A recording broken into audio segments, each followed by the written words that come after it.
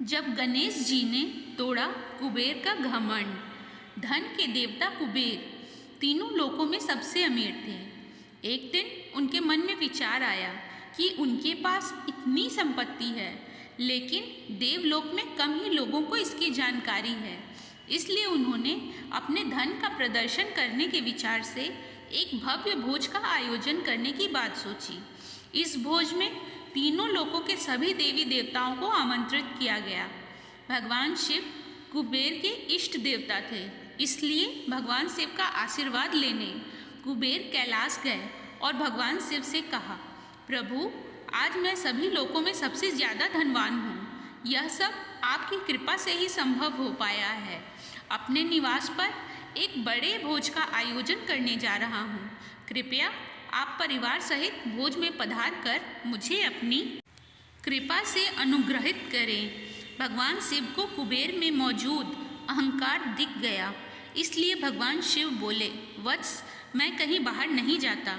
यह सुनकर कुबेर शिव भगवान के सामने गिड़गिड़ाने लगे, भगवान, अगर आप नहीं आएंगे तो आपके बिना मेरा यह सारा आयोजन बेकार हो जाएगा, यह सब व्यर्थ हो जाएगा।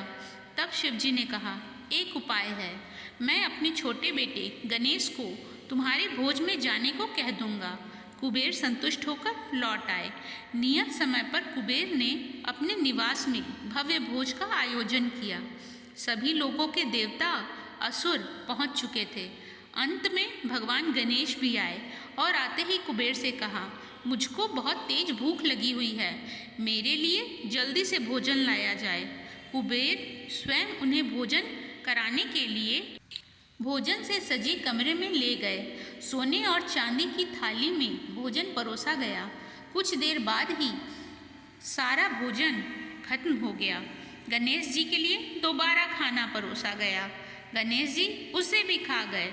बार बार खाना परोसा जाता और क्षण भर में गणेश जी सारा भोजन चट कर जाते।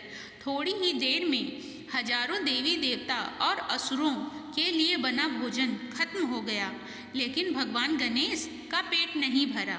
वे रसोई में जा पहुँचे और वहाँ रखा सारा कच्चा सामान भी खाने लगे, लेकिन तब भी उनकी भूख समाप्त नहीं हुई।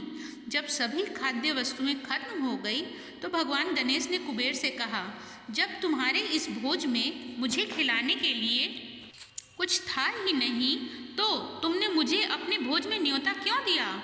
भगवान गणेश की बात सुनकर कुबेर का अहंकार चूर चूर हो गया।